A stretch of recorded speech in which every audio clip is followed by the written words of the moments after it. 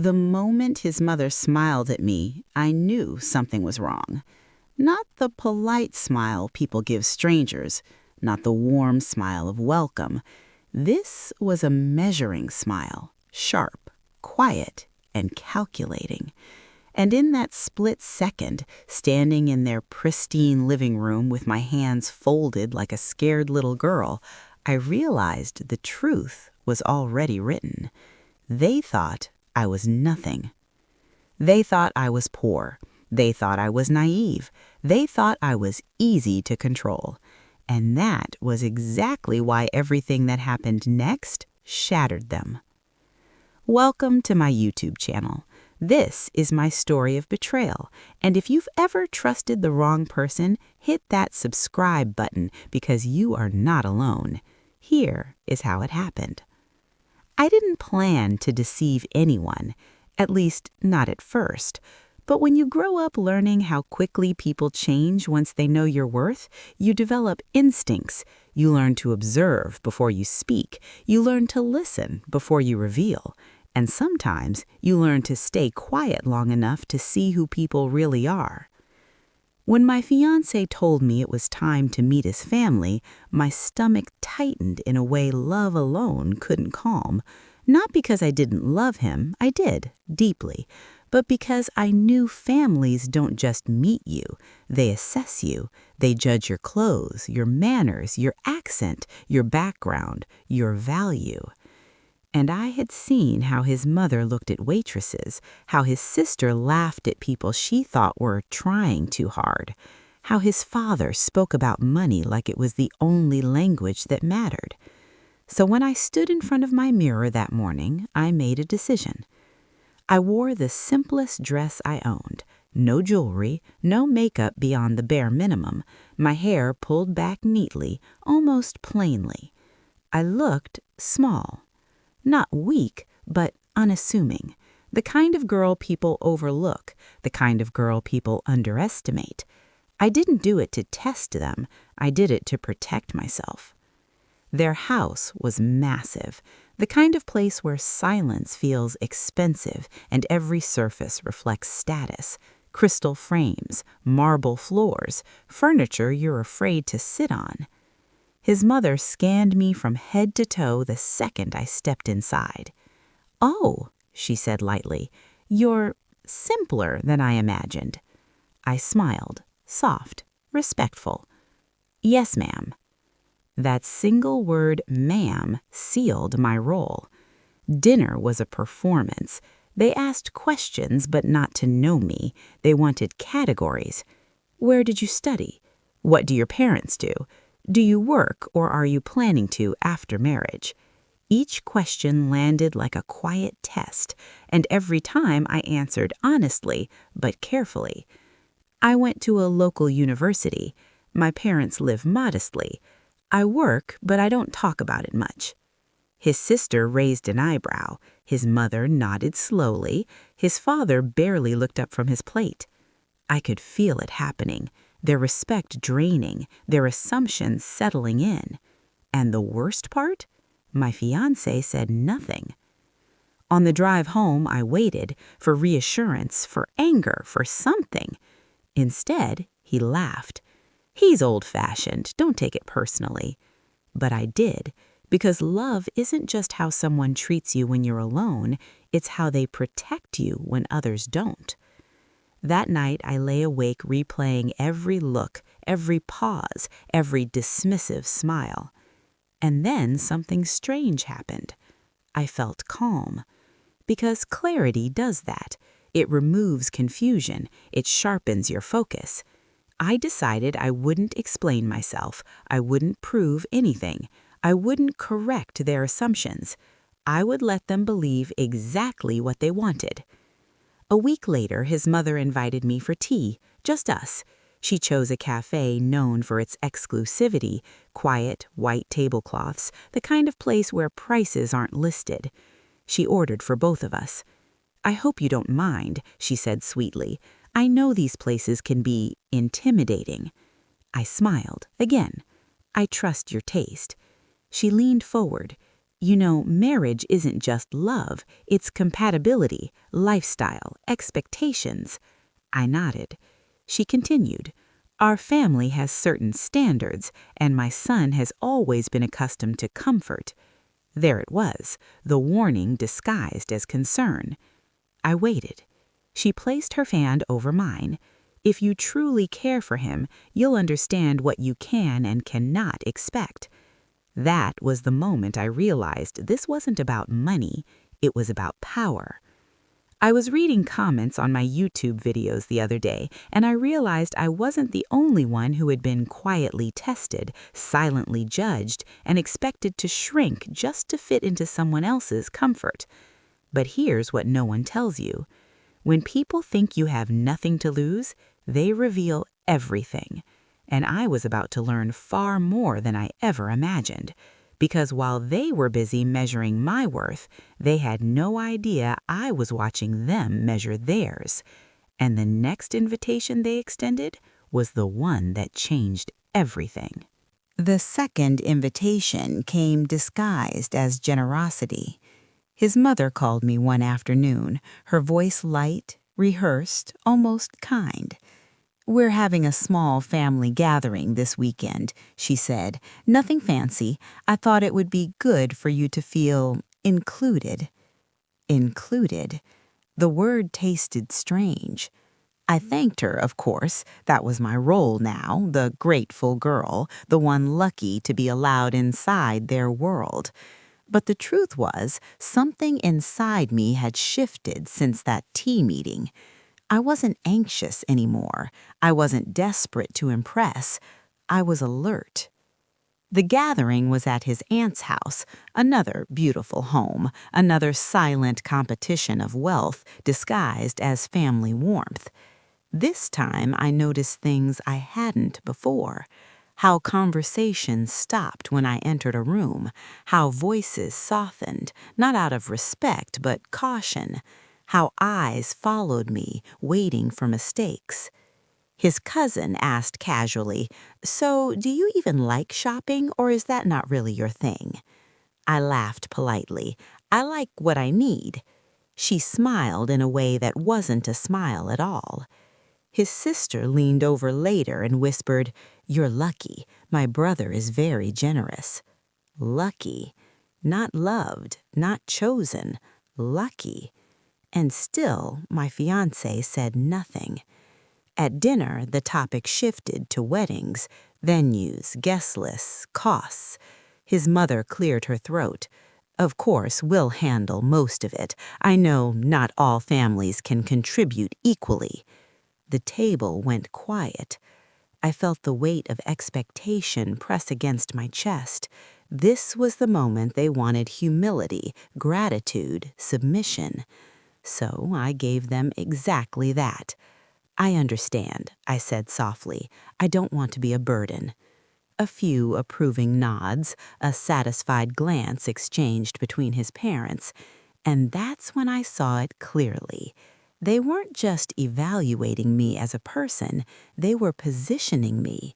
They wanted a daughter-in-law who would owe them, who would stay quiet, who would never challenge decisions made for her own good. Later that night, I confronted him, not angrily, not dramatically, just honestly. "Do you agree with them?" I asked. "About me? About what I bring into this marriage?" He sighed, rubbing his temples like I was exhausting him. He said, "They're just worried. You have to understand their perspective." "And mine?" I asked. He hesitated just a fraction too long. That pause told me more than his words could ever. The next few weeks were a pattern. His mother calling to advise me, his sister suggesting simpler wedding dresses, his father joking about prenuptial agreements, always with a laugh, always half serious. And each time I stayed calm, grateful, agreeable. Because the more I stayed quiet, the bolder they became. They started discussing my future like I wasn't in the room. His mother said once, "She won't need to work. It's better if she focuses on the home." his aunt added. She seems the type, very adaptable. Adaptable, like furniture. One evening, his mother invited me over again. This time, she didn't bother with cafes. She sat across from me in her living room, posture perfect, eyes sharp. She said, "I want to be honest with you. Marriage into our family comes with expectations." I waited. She continued, "You'll need to be flexible. We do things a certain way. Financial decisions, family matters, those are handled by us. By us. And of course," she added, "you understand that loyalty matters, especially when someone gives you opportunities you might not otherwise have." There it was again, the reminder of my supposed place. I looked down at my hands, let my shoulders drop slightly. "Yes," I said softly, "I understand." She smiled, satisfied. But inside, something else was happening. I wasn't shrinking, I was taking notes. That night, I opened my laptop, not to vent, not to cry, to review documents, accounts, contracts, messages, things I had kept private for years, not because I was ashamed, but because I knew how quickly knowledge changes dynamics. And suddenly, every comment they had made replayed differently. The jokes, the assumptions, the control, they weren't just cruel, they were careless. Because when people believe you are powerless, they stop hiding their intentions. A few days later, my fiancé told me his parents wanted to help us set up our future. "We should all sit down," he said, "talk through finances, expectations, practical stuff." I smiled at him. "Of course," I said, "that sounds fair." But as I said it, I felt something settle deep inside me. Resolve. Because that meeting they were planning, it wasn't going to go the way they expected. They thought they were about to define my limits. What they didn't know was that I was about to redefine everything. And the truth I was carrying, quietly, patiently, was powerful enough to shatter every assumption they had made. The meeting was scheduled for a Sunday afternoon. Neutral ground, his father said. Professional, calm. They chose a private room at a high-end restaurant, glass walls, soft lighting, the kind of place where people make decisions that change lives. I arrived 10 minutes early, simple dress again, same quiet demeanor. His parents were already there, seated side by side like a united front. His sister sat slightly behind them, scrolling on her phone, pretending not to listen. My fiancé squeezed my hand under the table. I noticed how his grip tightened, not in comfort, but control. His father started first. "We believe transparency is important," he said, folding his hands, "especially when two families come together." I nodded. "We've worked hard to build what we have," his mother added, "and we want to ensure our son's future is protected." Protected from me, she didn't say, but the implication hung in the air. They slid a folder across the table. A prenuptial agreement. Thick. Detailed, prepared long before this meeting. My fiancé avoided my eyes. "Take your time," his mother said gently. "We understand this might be overwhelming." I flipped through the pages slowly, clause after clause, restrictions, limitations, safeguards. In every scenario, I walked away with nothing. No shared assets, no claim, no security. Even future earnings were addressed. They had planned this carefully. "I just want to clarify," I said quietly. "This applies regardless of circumstances?" "Yes," his father replied. "We believe in clarity." "And if I contribute financially?" I asked. His sister finally looked up, amused. "Well," she said lightly, "that seems unlikely." There it was. The room exhaled together. They expected embarrassment, defensiveness. Instead, I smiled. "I see," I said. "Thank you for explaining." Their shoulders relaxed. They thought they had won. My fiancé leaned closer. "It's just a formality," he whispered. "Everyone signs these." I looked at him then, really looked, and for the first time I saw not my partner, but a man who had allowed others to speak for him. "Of course," I said aloud, "I understand." But inside, something broke cleanly and quietly. They began discussing logistics, where we would live, how holidays would be handled, what my role would be. It was all mapped out. For a life they assumed I would accept. At one point, his mother said, "You're very easy. That's refreshing." Easy. I wondered if she realized how dangerous that assumption was. As the meeting ended, his father stood and extended his hand. "We're glad you're reasonable," he said. "It shows maturity." I shook his hand. "Thank you," I replied. "I believe in fairness." That word fairness made his mother smile. If only she knew. On the ride home, my fiancé was unusually quiet. "Are you okay?" he asked finally. "Yes," I said, and I meant it, because clarity had turned into certainty. That night, I didn't cry, I didn't doubt myself. I drafted an email, not to them, to my lawyer. The days that followed were revealing. His mother started calling more often now, friendlier. His sister invited me shopping, suggesting affordable stores I'd feel comfortable in. They had relaxed. They thought the risk was gone. Meanwhile, I gathered everything, not out of revenge, but out of self-respect. One evening, my fiancé casually mentioned something that stopped me cold. His mom thinks it's best if your name isn't on the apartment lease just at first. I looked at him slowly. "And you agree?" He shrugged. "It's practical." Practical. I realized then that this wasn't just about his family. It was about him choosing comfort over courage, approval over partnership. And suddenly, the future I had imagined with him felt very small. I spent that night reviewing old memories.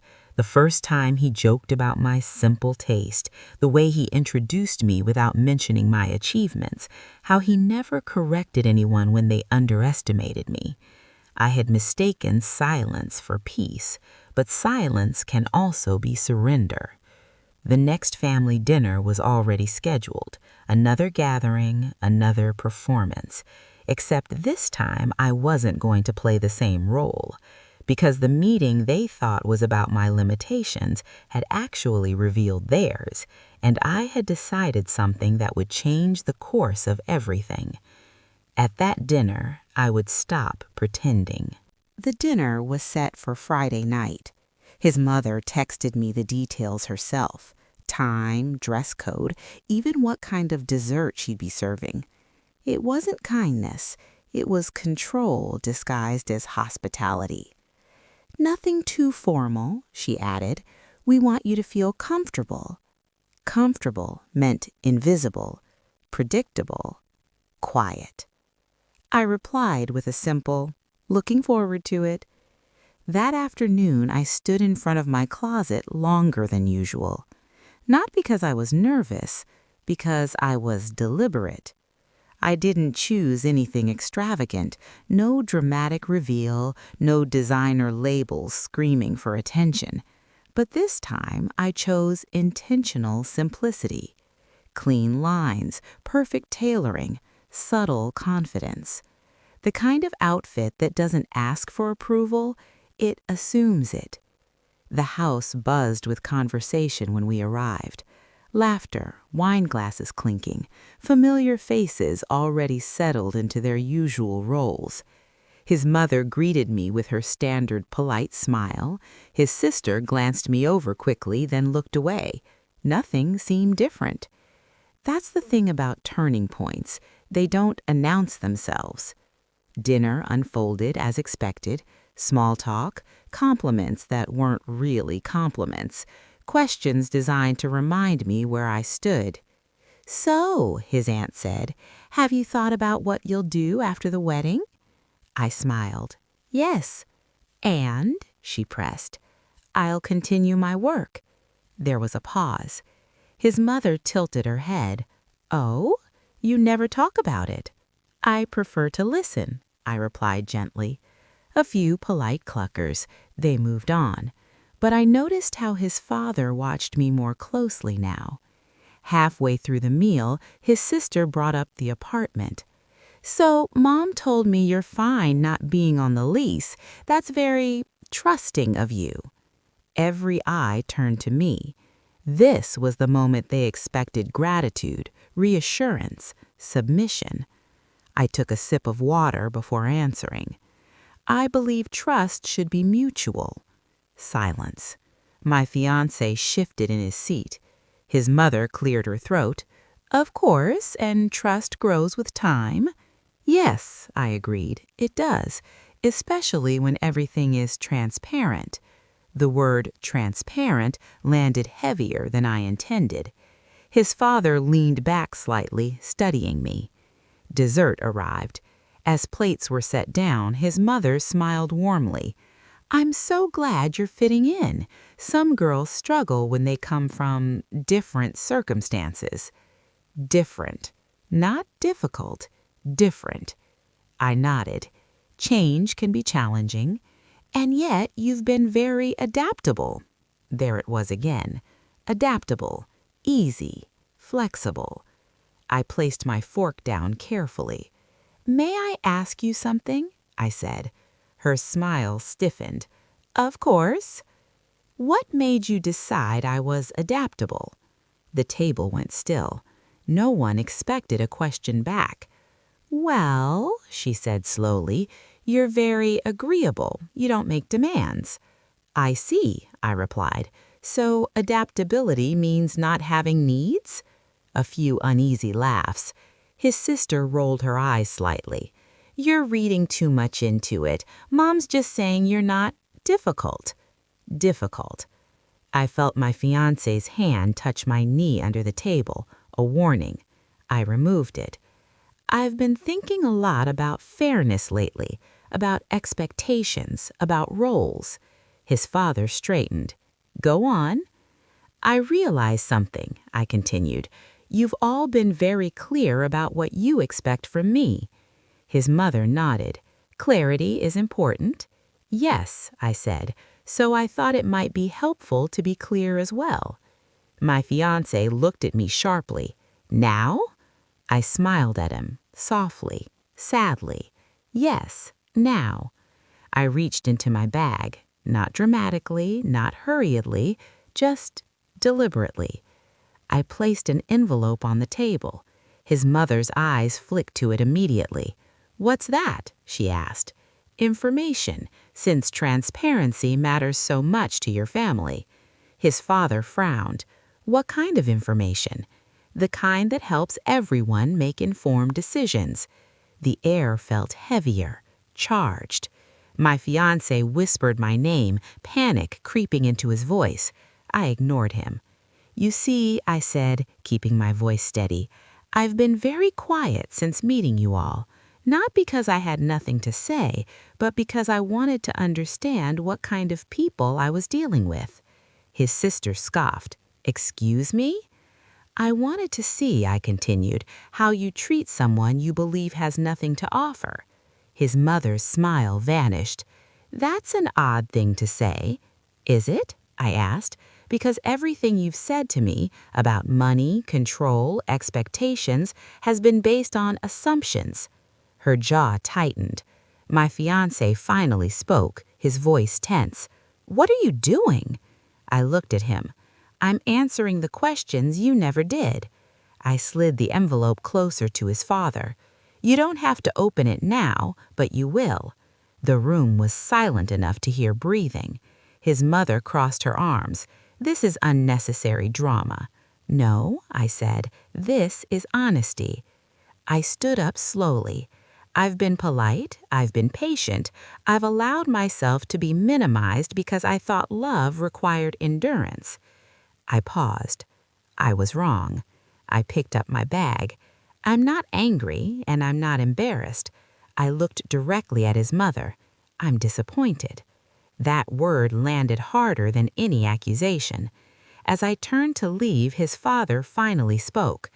If you walk out now, there may be consequences. I met his gaze. I'm aware. Then I left. My phone buzzed the second I stepped outside. Text after text, calls I didn't answer. I got into the car and sat there, hands shaking, not from fear, but from release. Because once you stop pretending, there's no going back. And the envelope on that table? It contained the truth they'd never bothered to ask about. The truth that would turn every conversation upside down. They thought the confrontation was over, but it had only just begun. I didn't go home. I drove. No destination, just movement. Street lights blurred past as my phone vibrated endlessly on the passenger seat. His name, his mother's name, unknown numbers. I let them ring, because for the first time in weeks, months, I could breathe. I pulled over near a quiet park and finally checked my messages. Him. What was that? You embarrassed my family. Him. You owe them an explanation. Him. Please call me. Not, are you okay? Not, what happened? Just damage control. That's when the truth settled fully in my chest. I hadn't just challenged his family. I had exposed where he stood. An hour later, he showed up. I don't know how he found me. Maybe he knew me better than I thought. Or maybe guilt has its own instincts. He knocked on my window, jaw tight, eyes burning. "Get out," he said. "We need to talk." I stepped out slowly, the night air cool against my skin. "What was in that envelope?" he demanded. I studied his face, really studied it. "Did you defend me?" I asked instead. He scoffed. "That's not the point." And just like that, he answered my question. "You blindsided them," he continued. "My mother is furious. My father thinks you're manipulative." "Interesting," I said quietly, because they never seemed concerned about manipulating me. He ran a hand through his hair. "Why didn't you tell me about whatever that was?" "Because you never asked, and when they spoke for me, you let them." Silence stretched between us. "They think you were playing a game," he said finally. I smiled sadly. "No, I was observing one." I took a breath. "That envelope contains proof of my financial independence, assets, investments, my company, everything." His eyes widened. "Your what?" "I own a consulting firm, international clients, multiple revenue streams. I've been financially independent since my early 20s. He stared at me like I was a stranger. "You let them think?" "Yes," I said, because I wanted to know who they would be if they believed I had nothing. "That's insane," he muttered. "Why would you hide that?" "Because I've learned something. People treat you very differently once they know what you're worth." He laughed bitterly. "So this was a test?" "No," I corrected. "This was protection." He looked away.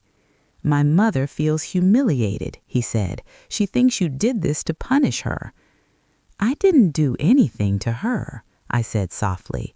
"I let her be herself." That's when his phone rang. He answered immediately. I watched his posture change as he listened. "Yes, yes, I understand. I'll talk to her." He hung up and looked at me. "They want to meet immediately." I tilted my head. "Now they want to talk?" "They didn't know," he said. "If they had—" I raised my hand gently. "That's the point." The meeting happened the next day. This time it was their idea, their house, their rules, or so they thought. When I walked in, the atmosphere was different. His mother stood straighter. His father offered me a seat himself. His sister barely spoke. Respect hadn't arrived. Fear had. His father cleared his throat. "We reviewed the documents," he said. "We weren't aware of your position." "I know," I replied. His mother forced a smile. "Perhaps there was a misunderstanding." "No," I said evenly. "There was an assumption." Her lips tightened. "We value strong women, independent women," she said quickly. I held her gaze. "Do you?" I asked. "Or do you value women who are quiet until proven useful?" The room froze. "That's unfair," my fiancé said sharply. I turned to him. "So was deciding my future without my consent." Silence. His father leaned forward. "What do you want?" The question echoed. Not, "How do we fix this?" Not, "Are you hurt?" "What do you want?" I considered it carefully. "I want honesty," I said, "and I want respect that doesn't depend on numbers." His mother nodded stiffly. "Of course." "And," I added, "I want to revisit the prenuptial agreement." My fiancé stiffened. "In what way?" he asked. "In a fair one," I replied. The lawyer meeting was scheduled. The wedding discussions resumed. On the surface, everything looked repaired. But something was wrong. Because once you see how easily people switch sides, how quickly respect appears when power is revealed, you can't unsee it. That night, alone in my apartment, I replayed everything. Their sudden warmth, their careful words, my fiancé's discomfort, and a question formed, quiet but sharp. If they only valued me now, what would happen the moment I stopped being useful? And, more importantly, if he only chose me once I was undeniable, had he ever truly chosen me at all? That question followed me into the darkness, and the answer was closer than I realized. The days after that meeting felt unreal. On the surface, everything looked resolved. Too resolved. His mother started calling me dear. His father asked my opinion on investments. His sister suddenly wanted to bond.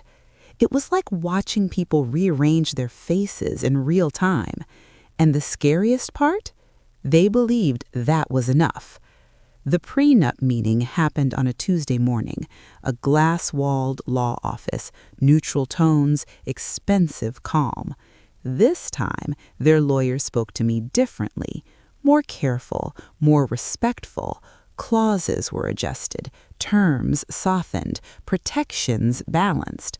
On paper, it looked fair, but fairness on paper doesn't erase memory. As we walked out, my fiancé exhaled like a man relieved. "See," he said, "this is what happens when everyone's honest." I stopped walking. "No," I said quietly. "This is what happens when power is revealed." He frowned. "You're still holding on to this?" "I'm holding on to reality," I replied. That night we had our first real argument, not about his family, about us. "Why didn't you tell me?" he asked again, frustration rising. "Do you have any idea how this made me look?" There it was. Not how this hurt us, not how this hurt you, how this made me look. I needed to know something, and now I do. "What?" he snapped. "Whether you'd stand beside me when I was underestimated or only when I was undeniable." His silence was immediate, heavy. "That's not fair," he said finally. "Neither was letting your family plan my life," I answered. "They were trying to protect me." "From what?" I asked softly. "From loving someone you couldn't control?" His jaw tightened. "You enjoyed it, didn't you?" he said suddenly. I blinked. "Enjoy what?" "Watching them change once they knew, watching them squirm." I laughed once, short, incredulous. "You think this was entertainment for me?" I asked. "Do you have any idea what it feels like to be reduced like that?" He looked away, and in that moment, I realized something terrifying. He understood what they did, he just didn't see it as wrong. Over the next weeks, cracks appeared everywhere. Small comments, careless jokes. "You're not like other girls," he said once. "You don't need reassurance." "I never said that," I replied. "You're strong. You can handle things." Handle things, the phrase people use when they don't want to carry weight themselves. One evening, his mother called during dinner. He put her on speaker without asking me. "We've been thinking," she said sweetly, "about merging some family assets once you're married." My stomach tightened. "That's generous," he replied quickly. "With proper oversight, of course. We wouldn't want complications." I waited. She'd need to be comfortable with guidance, given her background. There it was. Even now. I stood up and walked out of the room. He followed me, whisper shouting, "You're overreacting." "No," I said calmly. "I'm seeing clearly. You're being sensitive." I turned to him. "No," I said again. "I'm being selective." That night, I slept alone. Not because we argued, because distance felt necessary. The next morning, I received a message from his sister. "Just being honest, Mom thinks you've changed since she found out about your money." I stared at the screen for a long time. Changed? No, I hadn't changed. They had adjusted. I met my best friend for coffee later that day. She listened without interrupting, then said one sentence that landed like truth always does. "Do you want to spend your life proving you deserve respect or living with people who give it freely?" I didn't answer. I didn't need to. That evening, I asked my fiancé one last question. "If I had truly been poor," I said, "would you have married me anyway?" He hesitated, just for a second, but that second contained everything. "I love you," he said instead. I nodded slowly, because love that avoids the question is already an answer. I went home that night and opened the envelope I had never planned to use again. Inside were documents, not financial ones, personal ones, plans, options, exit strategies I had prepared long before love entered the picture. Not because I expected failure, because I respected myself enough to prepare for truth. The wedding was 3 months away, invitations not yet sent, deposits refundable, and suddenly I realized something powerful. I wasn't trapped. I wasn't dependent. I wasn't afraid. The next conversation would change everything, because this time I wasn't testing anyone. I was choosing myself. And when I finally spoke the words out loud, there would be no way back. I didn't plan a dramatic moment. No grand speech, no raised voice, no tears on cue. The truth doesn't need theatrics when it's strong enough on its own. I asked him to meet me at my apartment. Not his place, not his family's house. Neutral ground, except it wasn't neutral at all. It was mine. He arrived tense, already defensive, as if his body knew before his mind did. "You sounded serious," he said, forcing a smile. "Is everything okay?" I closed the door behind him. "No," I said. "Everything is clear." We sat across from each other. Not the side, not touching. Distance has a way of revealing intention. "I've been thinking," I began, "about us, about your family, about what this marriage would actually look like." He exhaled slowly. "We've been through this already." "No," I said gently. "You've been through damage control. I've been through awakening." He frowned. "You're being dramatic." I smiled faintly. That word again. "I want to ask you something," I said, "and this time I need a direct answer." He crossed his arms. "Okay." I held his gaze. If my family had been poor, I said, and I had no assets, no company, no leverage, would your parents have ever accepted me? He opened his mouth, closed it. That's not fair, he said. I nodded. That wasn't the question.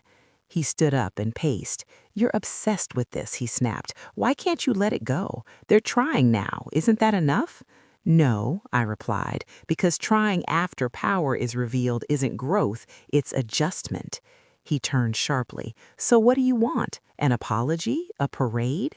I stood too. I want to know, I said, voice steady, whether you would have chosen me if choosing me cost you comfort. Silence. Real silence. The kind that doesn't rush to fill itself. He finally spoke, quieter now. You don't understand what it's like. My family is everything. Their approval matters. And I don't? I asked. He looked at me, and in that look, something ended. I love you, he said again, like a shield. I shook my head slowly. Love isn't passive. Love intervenes. Love protects. Love doesn't watch someone be diminished and call it peace. That's your interpretation, he snapped. No, I said, that's my boundary. He laughed suddenly, sharp and humorless. So this is it? You're really going to throw everything away over feelings? I stepped closer. I'm not throwing anything away, I said softly. I'm refusing to give myself to a system where my worth is negotiable. His face hardened. You think you're better than us now. That sentence told me everything. I never wanted to be better, I replied. I wanted to be equal. He scoffed. You enjoyed humiliating my family. I felt something inside me go still. No, I said, I endured them. There's a difference. He picked up his keys. You're making a mistake. No one else will put up with this superiority complex. I smiled, not kindly, not cruelly. Anyone who needs me to shrink isn't putting up with me, they're using me.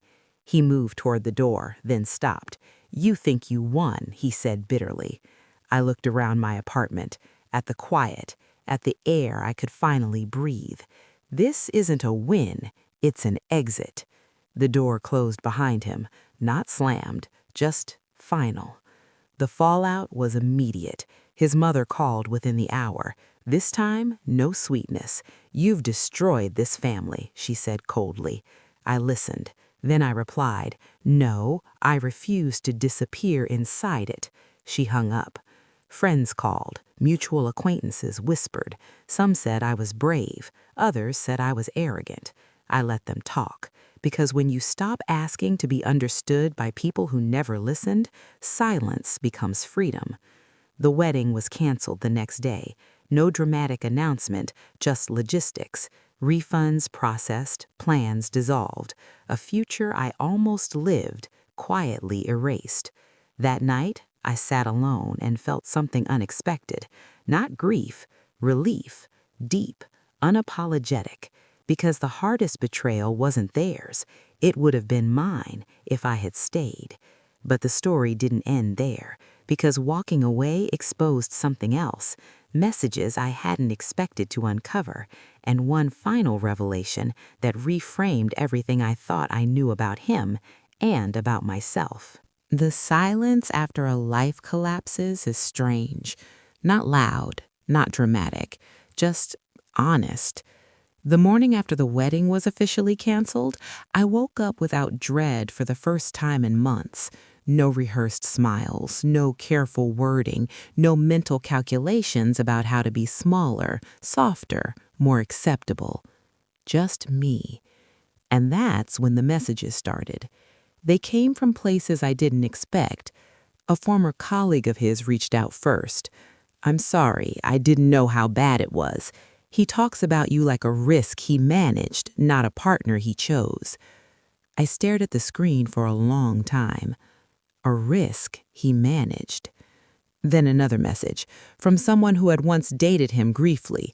He always needed his family's approval, even when it cost him good people. Good people. Not perfect, not rich, not powerful, just whole. That afternoon, I set up my desk and replayed the story from the beginning, not emotionally, but honestly. The jokes he never corrected, the assumptions he let stand, the way he felt safer when I was underestimated. And I realized something that changed everything. He hadn't loved my humility, he had loved my silence. I thought about the girl I pretended to be when I first met his family, the poor one, the naive one, the adaptable one. And here's the part that surprised me the most. She wasn't fake. She was real, too. Because humility isn't weakness. Quiet isn't emptiness. What made it unbearable was not that they thought I was small, it was that they treated smallness as permission. A week later, I ran into his mother by accident. A boutique cafe, public, controlled. She looked different, smaller somehow. "I never thought you'd actually leave," she said without a greeting. I nodded. "I know." "You could have had everything," she said. "Security, status." I looked at her calmly. "I already had security. You just didn't see it because it didn't come from you." She had no answer for that. As I walked away, something settled inside me. Closure doesn't always come with apologies. Sometimes it comes with clarity. Months passed.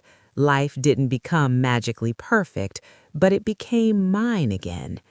I rebuilt routines without negotiation, made decisions without approval, laughed without checking if it was appropriate. And slowly something else returned. Trust. Not in others first, in myself. I learned a truth I wish someone had told me earlier. People who only respect you once they know your worth never respected you. They respected access. I also learned something harder. Love that requires you to hide parts of yourself isn't love, it's management. Now when people ask me if I regret it, walking away from comfort, status, a good match, I tell them this: I didn't lose a family. I escaped a future where my value would always be under review. And if you're listening to this story wondering whether you're overreacting, whether you should just be patient, whether shrinking is the price of peace, let me tell you something clearly. Anyone who benefits from your silence will call your boundaries drama. Anyone who fears your independence will label it arrogance. Anyone who only chooses you when you're undeniable was never choosing you. I acted like a poor and naive girl, not because I was weak, but because I was watching, and what I saw saved me.